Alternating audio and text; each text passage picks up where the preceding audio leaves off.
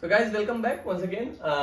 We already have discussed AM and GM, arithmetic progression और geometric progression we already have discussed. एक चीज बचा हुआ था, that is harmonic progression, harmonic mean, that is HM. तो जैसे AM और GM हमने देखा, that was very much related with arithmetic progression and geometric progression. तो ये HM भी जो है बहुत ज्यादा रिलेटेड है हार्मोनिक प्रोग्रेशन से. और हार्मोनिक प्रोग्रेशन हमने देखा है कि उसमें कुछ भी याद करने की आवश्यकता तो है नहीं, कुछ भी. मोस्ट ऑफ द थिंग जो है उसमें अर्थमेटिक प्रोग्रेशन वाला ही है. द थिंग इज कि जब भी आपके पास एक सीरीज देके रखता हुआ है वो हार्मोनिक प्रोग्रेशन का सीरीज है, तो आप उसे क्या कर लें, उसके सारे एलिमेंट को का रेसिप्रोकल ले लें and that will give you a arithmetic progression. तो वही चीज है. तो यहाँ पे हार्मोनिक प्रोग्रेशन, हार्मोनिक मीन में दोस्तों अगर आपके पास ऐसा दिया हुआ कि if ABC are in HP कह रहा है कि अगर ABC हार्मोनिक प्रोग्रेशन में है तो बोलता है कि B will be the HM of A and B. B will be the HM of A and B. तो आप बोलोगे सर ये तो वही बात हो गई, पुरानी बात है. अगर ABC AP में होता है तो B किस में होता था, B will be the AM of A and C. अगर ये GP में होता, ABC GP में होता तो B will be the GM of A and C. Similarly अगर ये ABC HP में है तो ये B will be the HM of A and B. तो सर इसका मतलब क्या है? तो भाई अगर आप देखेंगे तो होता क्या है, अगर ये ABC HP में तो हमें तो HP की बातें समझ में ही नहीं आती. हम इसको क्या कर देंगे सर, इसे हम चेंज कर देंगे 1/A 1/B 1/C will be in AP. हाँ सर ये तो हमें पता है कि अगर ये HP में है तो इसके सारे एलिमेंट्स का अगर हमने रेसिप्रोकल ले लिया तो ये AP में हो जाएगा. तो ऑब्वियस सी बात है कि 1/B will be AM of 1/A and 1/C. यानी कहना क्या चाहते हैं कि 1/B will be nothing but 1/A plus 1/C divided by 2. ये हो जाएगा जी. ओके. तो इसको अगर आप देखें दोस्तों तो ये कितना हो जाएगा, तो ये हो जाएगा 1/B will be equal to, नीचे तो 2 है, ऊपर में एलसीएम हमने ले लिया कितना, A into C. तो ऊपर में आ गया A plus C. तो यहां से आ गया कितना, A plus C divided by 2AC. तो अगर आप देखें दोस्तों तो ये अगर मैं B देखना चाहता हूं, व्हाट इज B, तो B हमने रेसिप्रोकल इस साइड लिया तो इस साइड भी हमें reciprocal will have to take 2AC divided by A plus C. तो ये जो आप देख रहे हैं दोस्तों यही होता है HM का क्या एक्सप्रेशन, कि if ABC are in HP then B will be the HM of A and B and that will be denoted by 2AC divided by A plus C. और सच बताऊं तो पूरे HM में यही एक फॉर्मूला है जो थोड़ा बहुत इंपॉर्टेंस रखता है. नहीं तो मैं तो सच बताता हूं ये तो फॉर्मूला है ही नहीं. ये क्या है भाई, आपको तो AP आना चाहिए, आपको तो AM आना चाहिए. HM और HP जानने की आवश्यकता नहीं है. सिर्फ आप ये जाने कि जैसे ही हम किसी भी, अगर ये HP में दिया हुआ है इसका हमने रेसिप्रोकल ले लिया हर एक एलिमेंट का, तो that will be in AP. और AM अगर आपको पता है तो आप HM भी निकाल सकते हैं. लेकिन बेटर ऑलवेज आपके पास, आपके दिमाग में एक होना चाहिए कि भाई HM है क्या, एक जस्ट एक आइडिया होना चाहिए. हाँ सर कोई दिक्कत की बात नहीं. तो अगर दोस्तों अगर देखा जाए क्या कह रहा है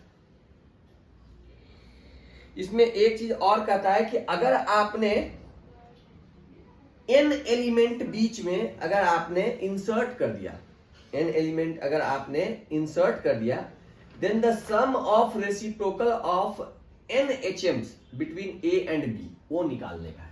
चलो ये भी निकाल लेते हैं, वो भी निकाल लेते हैं, कोई दिक्कत की बात नहीं. जैसे हमने sum of n elements in AP, अगर हमारे पास एन ए एम हमें इंसर्ट करना है, एन ए एम इंसर्ट करना है ए और बी के बीच में, तो हमने देखा था कि उसे भी हम निकाल सकते हैं कि अगर आप ए और बी दिया हुआ है उसके बीच में एन ए एम इंसर्ट करना होता है तो सम ऑफ एन ए एम हमने निकाला था। अगर आपके पास दो एलिमेंट देके रखा हुआ है ए एंड बी और आपने एन जी एम इंसर्ट कर दिया, एन जी एम इंसर्ट कर दिया, और मल्टीप्लीकेशन ऑफ ऑल एनजीएम्स अगर आपको निकालने के लिए पूछे तो वो भी हमने देखा हुआ है। तो अब क्या कह रहा है, कह रहा है कि सपोज कीजिए आपके पास दो एलिमेंट है ए और बी और आप इसके बीच में आप इंसर्ट करना चाहते हैं एन नंबर ऑफ एचएम्स। जैसे मैं मान लेता हूं वो एचएम्स क्या है जी, थोड़ी देर के लिए ऐसा मत मानिए, इसको ऐसा मान लीजिए, कैसा मान लीजिए, ठीक है कोई बात नहीं, H1 H2 H3 up to HN, ये आपने इंसर्ट कर दिया, n नंबर ऑफ HMs आपने इंसर्ट कर दिया। तो ऑब्वियस सी बात है, ये हमने देखा था पीछे में भी कि अगर आप n number of AM insert करेंगे तो ये total as a whole will become should be in AP।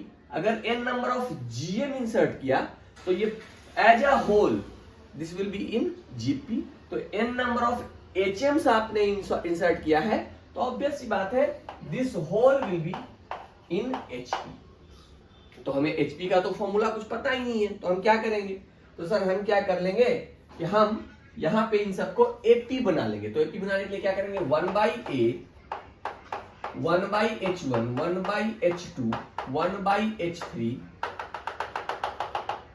1 by HN, 1 by B will be in AP। Sir this will be in AP, very good, this will be in AP, सही है। तो और AP में हम क्या करते हैं, sir AP में we should not write any expression, जो भी हमारे पास ये दिया हुआ है, सीरीज दिया हुआ, उसको ऐसे नहीं लिखना, we should always write in the terms of first term as well as common difference. तो इसका फर्स्ट टर्म क्या है जी, तो जी इसका फर्स्ट टर्म है, इसका फर्स्ट टर्म है 1 by A, ये दिया हुआ है दोस्तों, इसका फर्स्ट टर्म है 1 by A and common difference हम थोड़ी देर के लिए मान लेते हैं D। ठीक है जी, मान लिया, कोई दिक्कत की बात नहीं। तो ये इस पूरे सीरीज को you can write in this form, 1 by A, then here 1 by A plus D, very good. Then this term, second term will be 1 by A plus 2D, बहुत अच्छा। ये जो 1 by H3 है दोस्तों, इसको आप लिख सकते हैं 1 by A plus 3D, बहुत बढ़िया बात है, बहुत सही जा रहे हैं आप। तो 1 by HN क्या हो जाएगा, सर 1 by H1 था तो 1 by A plus D, 1 by H2 था तो 1 by A plus 2D, 1 by H3 था तो 1 by A plus 3D। तो ऑब्वियस सी बात है 1 by HN है तो ये हो जाएगा 1 by A plus ND। हाँ जी, और अगर मैं इसकी बात करूं, किसकी बात करूं दोस्तों, किसकी बात करूं, 1 by B की, तो 1 by B कितना हो जाएगा, सर ये हो जाएगा 1 by A और ये हो जाएगा इससे एक आगे, तो कितना हो जाएगा, ये n था तो n plus 1 इंटू D, ये होगा जी। हाँ सर ये होगा, और इन सब का हमें क्या निकालना है, फाइनली हमें निकालना है the sum of n HMs involved inserted between A and B। तो दोस्तों एक्चुअली आपसे क्या पूछ रहा है, it is the question is asking this term plus this term plus this term up to this term, ये क्वेश्चन पूछा जा रहा है आपसे, सही बात है। तो आप ही सोचिए, क्या सोचूं सर, कि इसमें सब पता है, सिर्फ और सिर्फ D पता नहीं है, कॉमन डिफरेंस D पता नहीं। अगर हमने कॉमन डिफरेंस D निकाल दिया, हमें तो दो ही चीज की आवश्यकता होती है, सब क्या पता है, हमें दो चीज की आवश्यकता होती है जब भी AP की बात करें, एक तो फर्स्ट टर्म, तो सर फर्स्ट टर्म तो दिया हुआ है A और लास्ट टर्म दिया हुआ है B और हमें निकालना है कॉमन डिफरेंस D। तो हम एक काम करते हैं, इससे यूज करके हम बना देते हैं। तो ये इसका जो है दोस्तों, ये this is actually equal to what, sir this is equal to 1 by B। तो can we find D from here, हाँ सर D हमें निकल जाएगा। तो D का वैल्यू कितना निकल जाएगा, तो n plus 1 into D will be equal to 1 by B minus 1 by A। तो ये हो गया AB and this will be A minus B। this will be a minus b. So d will be how much? A minus b divided by ab into n plus 1. a minus b divided by ab into n plus 1. तो हमें क्या निकालने के लिए बोल रहा है? हमें निकालने के लिए बोल रहा है दोस्तों ये this plus this up to this, यहां तक हमें निकालने के लिए बोल रहा है। तो हमें पता है ये तो एक एपी में है, और एपी में होने के लिए हम जानते हैं what will be this one, the sum of this terms. तो सर सम होता है, अगर हम इस सम को s से डिनोट करते हैं तो sum will be n/2, number of terms divided by 2। तो नंबर ऑफ टर्म्स कहां है? तो आप इससे देखिए 1 2 3 से लेकर के n तक जा रहा है, यानी n टर्म्स है। तो n/2 सम n/2 इनटू फर्स्ट टर्म कितना है जी? 1/a plus d, first term plus last term कितना है जी? ये है सर 1/a प्लस nd, ये है सर। हाँ सर, तो ये कितना हो जाएगा sir? n/2 into 1/a plus 1/a is nothing but 2/a plus d plus nd, d को कॉमन ले लीजिए दोस्तों, तो हो जाएगा कितना? n plus 1। अब d का वैल्यू हमें पता है यहां से कितना है sir? a minus b divided by ab into n plus 1। तो इस चीज को यहाँ पे पुट कर दीजिए दोस्तों, किस चीज को? ये वाले वैल्यू को यहाँ पे पुट कर दीजिए, तो कितना हो जाएगा? n/2, और ये हो जाएगा 2/a प्लस d का आ रहा है a minus b divided by ab into n plus 1 into n plus 1। तो ये n प्लस 1 और ये n प्लस 1 गॉट कैंसल्ड। और अगर हमने यहाँ पे एलसीएम ले लिया, क्या ले लिया जी? एलसीएम ले लिया सर। तो एलसीएम ले लिया, सबसे पहले तो n/2 हमारा आगे में मल्टीप्लाइड है, आपने एलसीएम ले लिया, कितना एलसीएम आ जाएगा सर? एलसीएम तो ab ही आएगा सर, ab ही आएगा। तो a से हमने डिवाइड किया b, तो here we are getting 2b।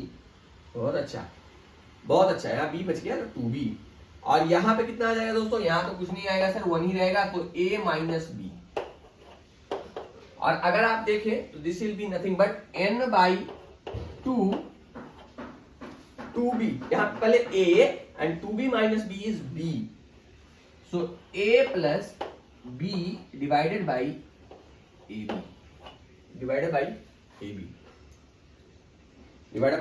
ab, हाँ सर, बहुत अच्छी बात।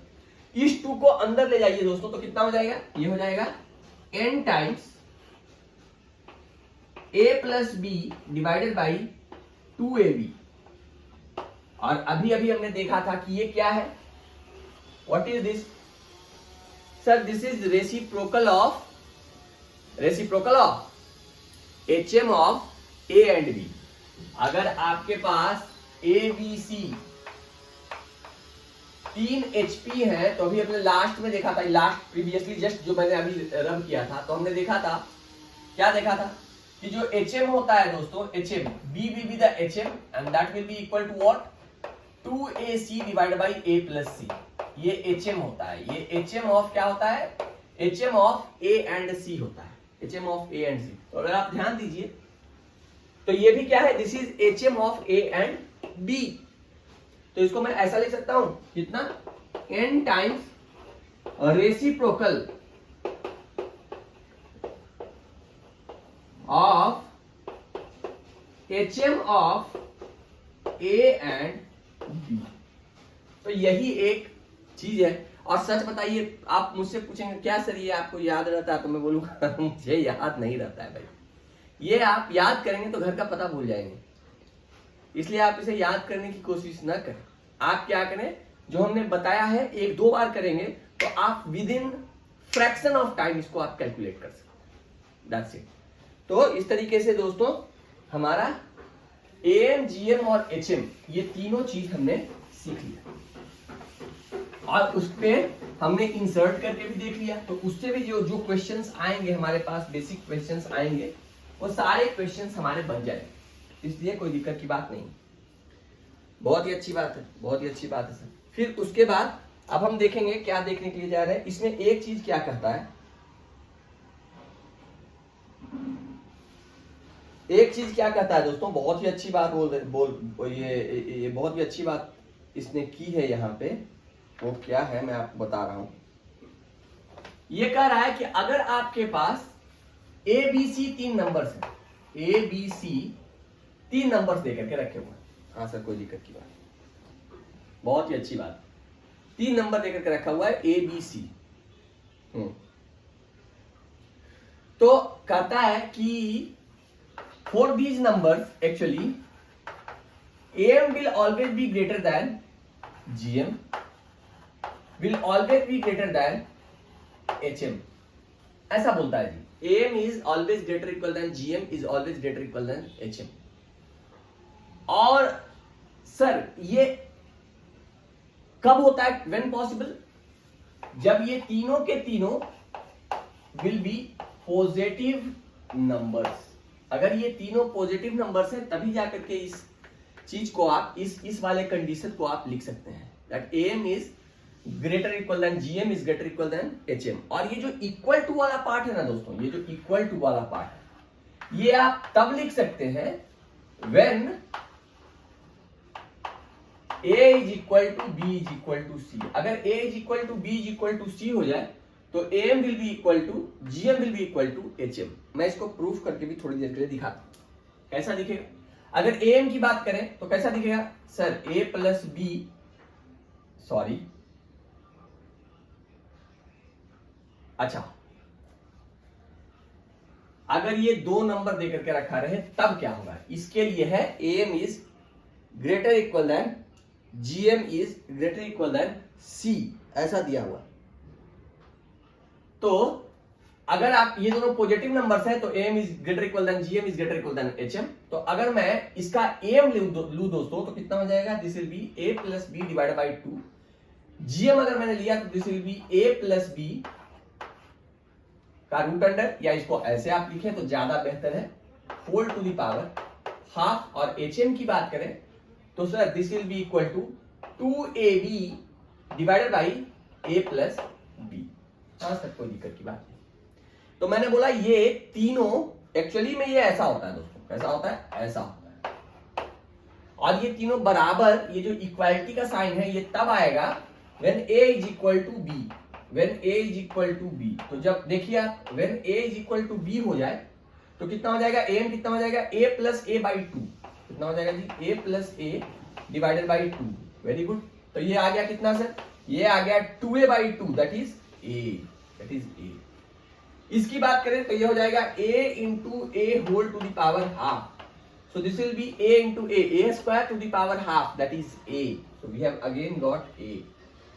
एंड ये कितना हो जाएगा, 2 into a that is 2a square divided by a plus a 2a। So 2a square divided by 2a। So again you have got a।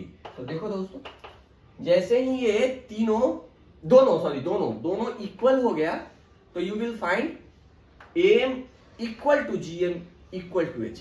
तो ये बहुत ही बढ़िया एक रिजल्ट है, ये रिजल्ट आपके दिमाग में होनी चाहिए। जनरली मैं नहीं बोलता याद करने के लिए, लेकिन ये वाला चीज आपके पास याद में होना चाहिए आपके दिमाग में कि for any 2 numbers that should be of course positive number. Sir positive numbers क्यों, अगर पॉजिटिव नंबर्स नहीं होगा दोस्तों, उनमें से अगर एक निगेटिव हो जाए तो ये वाला चीज आपका सत्य नहीं होगा, ये वाला, क्योंकि ये हो जाएगा कितना, रूट अंडर में निगेटिव आ जाएगा तो ये डिफाइन ही नहीं होगा, ये डिफाइन ही नहीं होगा। अगर दोनों निगेटिव ले लिया तो ऊपर भी क्या हो जाएगा, इसका साइन चेंज कर जाएगा। इसीलिए ये जो आप तभी जाकर के इसका यूज कर सकते हैं इस वाले इनइक्वालिटी का, जब दोनों नंबर जो दिए हुए हैं वो क्या होने चाहिए, पॉजिटिव होने चाहिए। तो उस केस में क्या होना चाहिए, am will be greater equal than gm will be greater equal than hm होता है। और ये तो बहुत ही ज्यादा इंपॉर्टेंट है, यहां से यहां तक बहुत ज्यादा इंपॉर्टेंट है, बार बार यूज होता है। और ये इक्वालिटी का साइन तब साइन होल्ड करता है जब दोनों नंबर इक्वल हो, तब जाकर के इसको आप ये होल्ड करेगा। हाँ सर कोई दिक्कत की बात नहीं। तो ये समझ में आ गया, ये समझ में आ गया। अब हम बात करते हैं किसकी, इसकी बात करते हैं। अच्छा एक चीज और इसमें जो दिया हुआ है, ये भी एक बढ़िया चीज दिया हुआ है कि अगर सोचिए आपके पास 2 नंबर दिए हुए हैं a एंड b, इसका एम अगर आप देखेंगे दोस्तों, इसका एम देखेंगे तो सर एम हो जाएगा कितना, A plus B by two. GM की बात करें तो जीएम होता है A into B whole to the power half, और एचएम अगर आप देखेंगे तो ये हो जाता है 2ab divided by A plus B.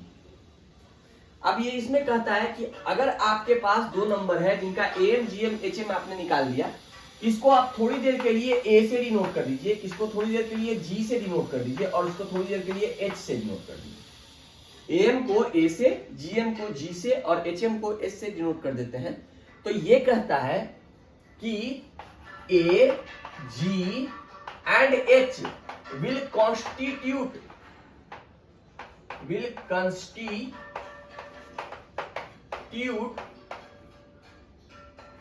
a GP।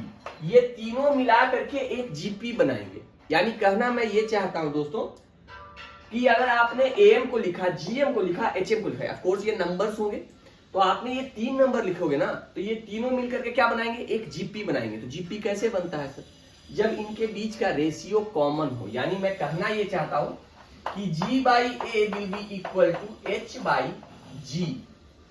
तो अगर आप देखेंगे तो मैं कहना ये चाहता हूं G square will be equal to A into H. Proof करके देख लें, प्रूफ करके देखें, देखते हैं प्रूफ करके। तो सर जी स्क्वायर, अगर मैं लेफ्ट हैंड साइड की बात करूं, तो जी स्क्वायर जो होगा हमारे पास, जी स्क्वायर, ये तो सर इसका स्क्वायर होगा। तो A into B whole to the power half and whole to the power 2, तो इसका वैल्यू आ जाएगा कितना, ए बी। बहुत अच्छी बात। और अगर आपके पास राइट हैंड साइड से चले, तो जो ए एच होगा, ए एच वो कितने के बराबर होगा, तो सर ए तो है कितने के बराबर, सर ए है हमारे पास A plus B by two into H है हमारे पास 2ab divided by A plus B. तो देखिए ये a प्लस बी और ये a प्लस बी कैंसल, ये 2 cancel, again you have got A B. तो देखो दोस्तों, left hand side is equal to right hand side आ गया।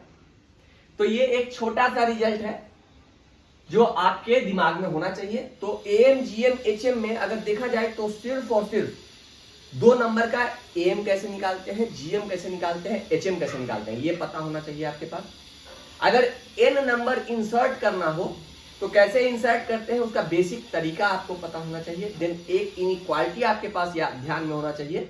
दो नंबर्स अगर दिए हुए हैं ए एंड बी और दोनों पॉजिटिव हैं, तो उनके बीच का जो इनइक्वालिटी होता है that is M is greater equal than GM is greater equal than HM.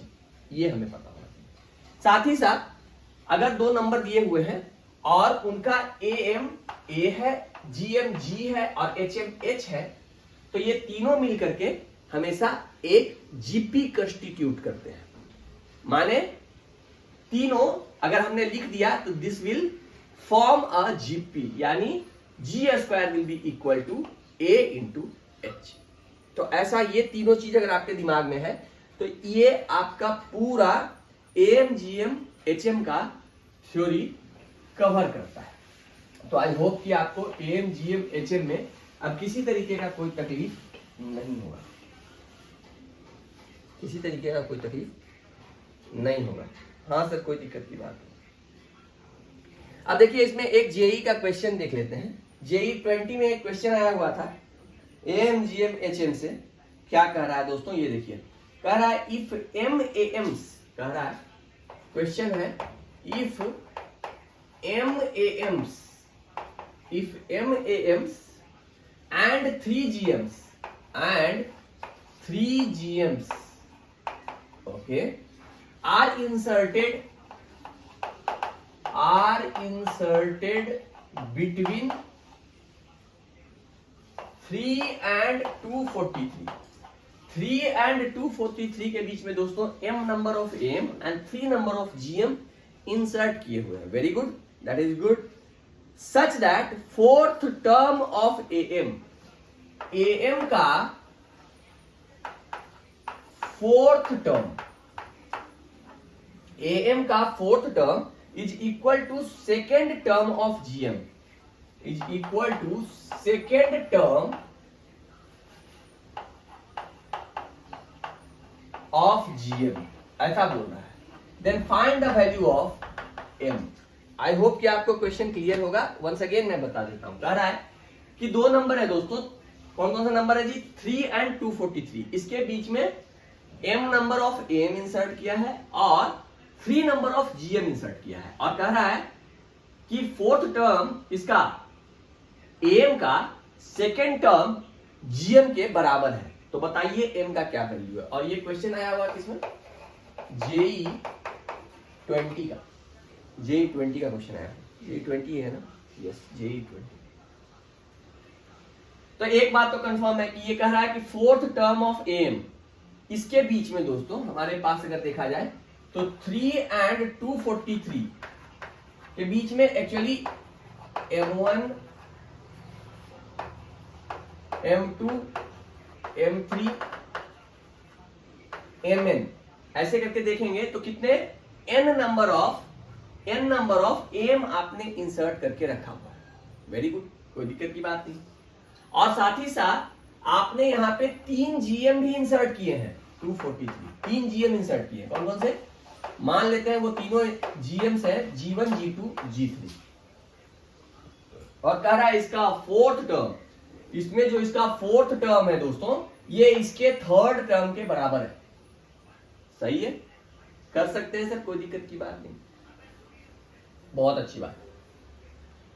तो सबसे पहली बात क्या दिया हुआ है हमारे पास दिया हुआ है कि हमने m number of M insert किए, m नंबर ऑफ, तो m नंबर, अच्छा इसको ऐसा लिख देता हूं, एम इंसर्ट किया है m नंबर ऑफ, तो इसको मैं ऐसा लिखता हूं ताकि थोड़ा क्लियरिटी दिखे। A1 A2 A3 up to m number of हमने m इंसर्ट कर दिया, और 3 नंबर ऑफ हमने जीएम इंसर्ट कर दिया, इसका फोर्थ टर्म। तो सबसे पहली बात हमें हमारे दिमाग में आनी चाहिए, वो पहली बात क्या है कि सर अगर ये m नंबर ऑफ एम हमने इंसर्ट किया है तो हमें ये सब मिल करके हमें एक एपी बना करके देगा। और एपी में सिर्फ और सिर्फ दो चीजों की आवश्यकता होती है, पहला फर्स्ट टर्म और दूसरा इसका common difference. First term already पता है सर, सिर्फ हमें कॉमन डिफरेंस निकालना है। कॉमन डिफरेंस कहां से निकलेगा दोस्तों, लास्ट टर्म से। बहुत अच्छी बात। तो अगर आप देखें तो लास्ट टर्म जो है दोस्तों, लास्ट टर्म उसको हम क्या लिख सकते हैं, a plus number of terms -1 into D. तो a कितना है जी, 3 है। नंबर ऑफ टर्म्स कितने हैं sir, m number of terms यहां पे है, ये m प्लस 1th था, तो ये m प्लस 2th टर्म था, तो m प्लस 2th पे है ये, तो ये हो जाएगा a plus number of terms, कितने नंबर पे ये लाई कर रहा है, m प्लस 2th पे, -1 इंटू कॉमन डिफरेंस d। हमें d निकालना है सर, हमें d निकालना है, तो ये हो जाएगा m plus 1 into D is equal to 240। तो यहां से d का वैल्यू निकल गया जी, d का वैल्यू कितना आ गया सर, d का वैल्यू आ गया 240 डिवाइडेड बाई m प्लस 1। हाँ सर, समझ में आ गया। तो अब कह रहा है दोस्तों सिमिलरली इसकी बात कर लेते हैं, किसकी बात कर लेते हैं, जीपी की बात कर लेते हैं। तो जीपी में हमें क्या चाहिए सर, जीपी में हमें चाहिए फर्स्ट टर्म और कॉमन रेशियो। कॉमन तो फर्स्ट टर्म तो ऑलरेडी पता है, इसका भी 3 है। कॉमन रेशियो कहां से निकलेगा, लास्ट टर्म भी पता है, वहां से कॉमन रेशियो निकाल लेंगे। तो सर ये हो जाएगा 243 इज इक्वल टू ए कितना है जी 3 इंटू कॉमन रेशियो जो हमें निकालना है a into R to the power number of terms -1। तो ये कितने नंबर पे लाई कर रहा है, तो 1 2 3 4 5th नंबर पे लाई कर रहा है, तो ये हो जाएगा जी 5 - 1। तो अगर आप देखेंगे इस 3 से अगर आप डिवाइड करें इसे तो कितना हो जाएगा सर, 81 हो जाएगा, 81 हो जाएगा। तो ये हो जाएगा कितना, अगर हम 81 को ऐसा लिखते हैं दोस्तों, कैसा 3 टू दी पावर 4, हाँ सर लिख दो, और यहाँ r टू दी पावर कितना सर, अगेन 4। तो r का वैल्यू कितना आ गया, तो सर यहां से r का वैल्यू आ गया 3। यहां से r का वैल्यू कितना आ गया सर, 3, क्योंकि एक्सपोनेंट सेम है तो बेस भी सेम होगा।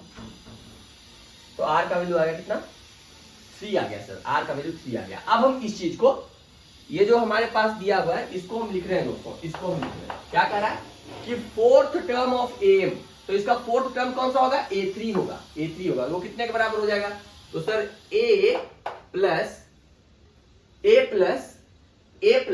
n माइनस वन, तो n कितना है जी सर, n है फोर्थ, तो हो जाएगा 4 minus one into D, D कितना दिया हुआ है सर, डी हमने निकाला है सर, कितना है 240 divided by m plus one is equal to a plus n minus one into D, fourth term निकल गया, is equal to second term, second है या थर्ड है,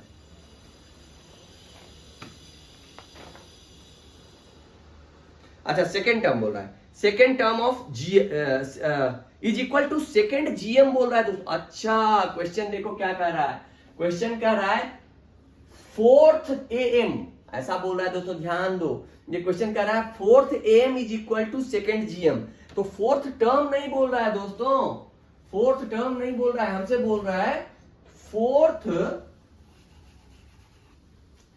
हमसे ऐसा बोल रहा है क्वेश्चन में, क्या बोल रहा है, fourth AM is equal to second GM, तो क्या ये फोर्थ एएम कौन सा होगा सर, फोर्थ एएम कहीं ना कहीं यहां लाई करेगा सर, कहां लाई करेगा, यहां लाई करेगा, इसके बारे में बात कर रहा है, this is equal to this, ऐसा, ये दोनों सेम है, तो ये जो मैंने लिखा है ये गलत हो गया जी, फोर्थ टर्म नहीं है, फोर्थ टर्म के लिए सही था, हमसे क्या बोल रहा है, हमसे ये बोल रहा है, हमसे बोल रहा है सर, हमसे बोल रहा है कि fourth AM is equal to second GM, तो फोर्थ एएम कितना है सर, फोर्थ एएम है, अगर आप इसकी बात करें फोर्थ एएम ये है सर, तो ये कितने के बराबर हो जाएगा सर, a प्लस यानी 3 प्लस n माइनस वन, तो n माइनस वन कितना है 1 2 3 4 5, तो n माइनस वन कितना हो जाएगा 5 minus one, number of terms ये कितने पे लाई कर रहा है minus one, into D, D कितना हमने निकाला है सर, डी हमने निकाला है 240 divided by m plus one,